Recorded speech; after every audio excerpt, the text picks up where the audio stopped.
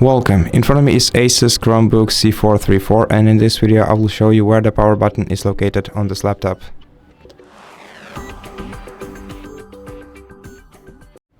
So the power button is located on the left edge of your PC,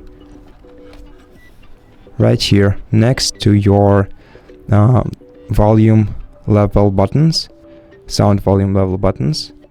And as you can see, the power button has a light indicator which indicates that your device is powered on, and if you hold it long enough your laptop will turn off and the indicator will also switch off after a while.